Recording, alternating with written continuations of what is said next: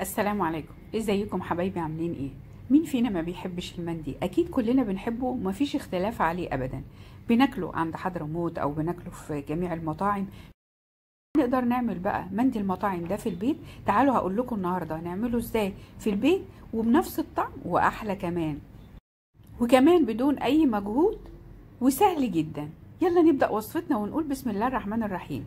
طبعا زي ما احنا شايفين كده طبق المندي واللحمة مستوية والرز والصوص الدقوس كمان هنعمله مع بعض كمان النهاردة زي ما احنا شايفينه كده. بجد بجد وصفة تحفة جدا وهتعجبكم ان شاء الله. اول حاجة جبت بولة حطيت فيها عصير بصلة و3 معالق كبار زيت زيتون، معلقة كبيرة من الملح، ونص معلقة صغيرة من الفلفل الاسود، وكمان نص معلقة صغيرة من صفار الزعفران، ومعلقة صغيرة ممسوحة من الكركم. وهقلب بقى الحاجات دي كويس جدا جدا. هجيب بقى الصينية واغلفها كويس جدا بورق الفويل.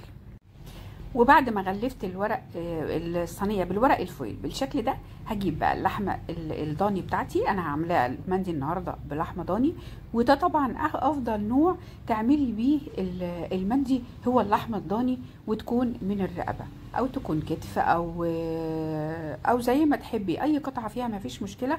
وهاخد الصوص بتاعي ده وهدهن كده اللحمه، بس هدهنها من جميع الجوانب. وهنا انا في نقطه مهمه جدا انا نسيت اعملها، بس هنعملها يعني هنصلحها دلوقتي مع بعض وهقول لكم ايه هي. بعد ما ندهن اللحمه دي كلها بالشكل ده، دهنتها من الجنب ده وهقلبها وهدهنها من على الجنب التاني. المهم ان اللحمه دي تكون مدهونه من جميع الجوانب. بصوا انا دلوقتي بقلبها وهعملها بقى من جميع الجوانب.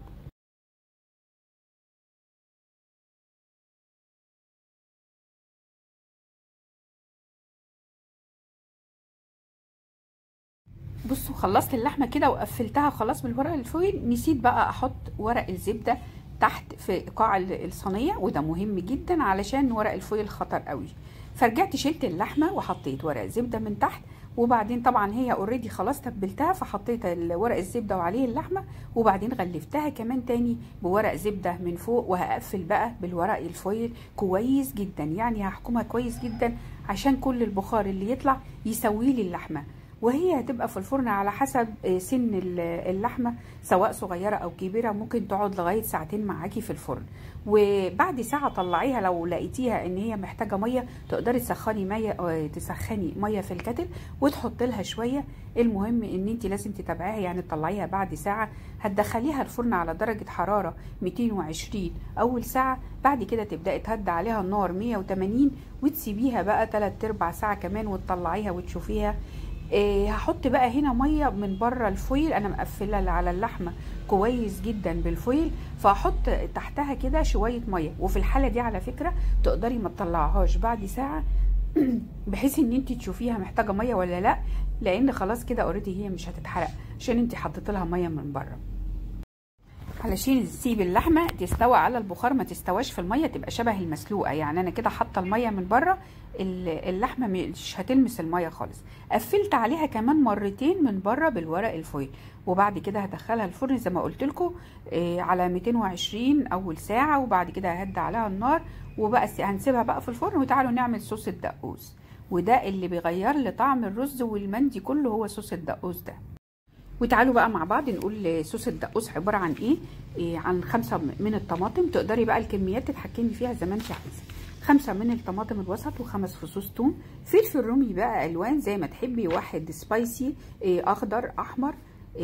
مش حابه سبايسي تقدري تشيليه. هتحطي كمان كزبره خضراء، يعني ربع كوبايه خل صغيره، وكمان عصير 3 ليمونات. هتحطي البهارات بقى عباره عن كزبره جافه طبعا، وكمون وملح وفلفل، وممكن تضيفي شويه ميه، بس انا هنا ما ضفتش ميه، وده الافضل ان انت ما تضيفيش ميه. بيكون الصوص كده فيه سمك حلو جدا، لكن لو حطيتي فيه ميه هيكون سائل ومش حلو ومش هيعجبك.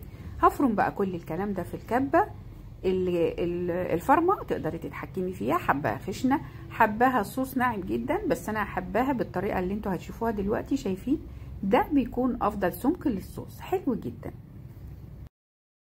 تعالوا بقى نعمل رز المندي، وتعالوا نشوفه بيتعمل ازاي. جبت حله وحطيت فيها زيت وسمنه معايا كوبايتين ورز من الرز البسمتي، غسلته وسبته يتصفى.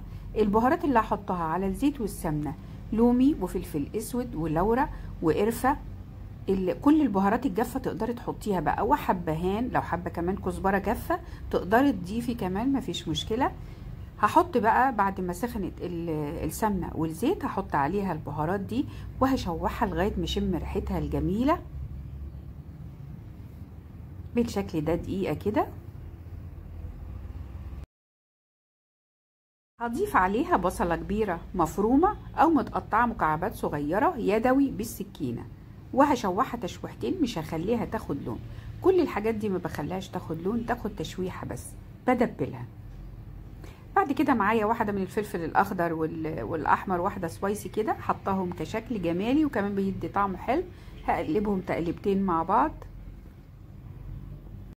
هحط عليهم معلقه كبيره من الملح وهرجع اشوح تاني.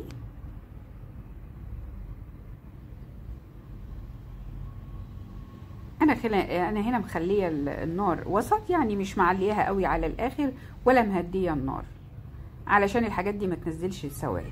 ودول كوبايتين ورز من الرز البسمتي، طبعا شكله كانه مش مغسول، لكن انا عشان انا قلت لكم في الاول قبل ما ابدا انا غسلته وحطيته في مصفى يتصفى، فبيبقى عندك بالشكل ده.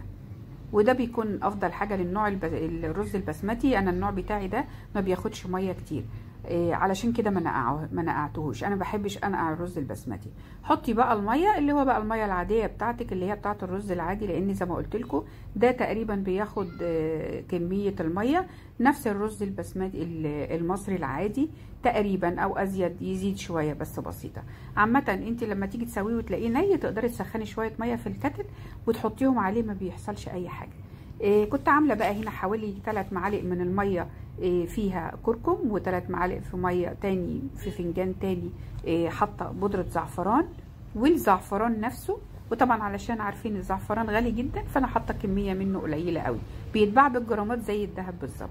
يبقى انا هنا حطيت 3 الوان، حطيتهم كده فوق الوش ده بعد الرز ما شرب او اتشرب يعني الميه بتاعته كويس جدا. بحط ده وبسيبه كده دقيقتين 3 وبطفي عليه زي ما انتم شايفين كده لوحده. خد اللون كله كده، وطبعا هتلاقوا فيه لون ابيض شويه، يعني هتلاقوا بقى ال3 الوان موجودين بس طبعا مش واضح في التصوير. وكمان اللحمه خلصت معايا، فتحت عليها الفويل وبعدين دخلتها تحت الشوايه، ولما بقت باللون ده طلعتها، وكنت مولعه حته فحمه حطيتها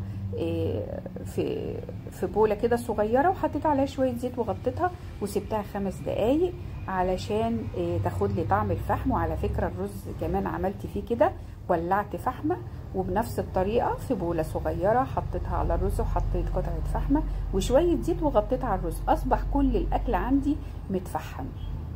خلاص بقى تعالوا بقى نجمع طبقنا. غرفت الرز ودي اللحمه بتاعتي، وشايفين الصوص اللي نازل من اللحمه ده هحطه بقى كده على الرز من على الوش. بجد بيبقى حلو جدا، طعمه حلو جدا، وما تقلقوش يعني مش هيعجن ولا اي حاجه خالص. الرز البسمتي بطبعه ان هو بيكون مفرط كده او مفلفل مع بعضه. شايفين اللحمه مستويه ازاي؟ مش عارفه امسكها من كتر ما هي مستويه. انتوا عارفين قد ايه رايكم بيهمني جدا. جربوا الطريقه وقولوا لي رايكم فيها، وما تنسوش لو عجبكم الفيديو لايك وشير وسبسكرايب لسفرة ايتي. الفيديو بتاعنا النهارده خلص، اشوفكم على خير ان شاء الله في فيديو جديد.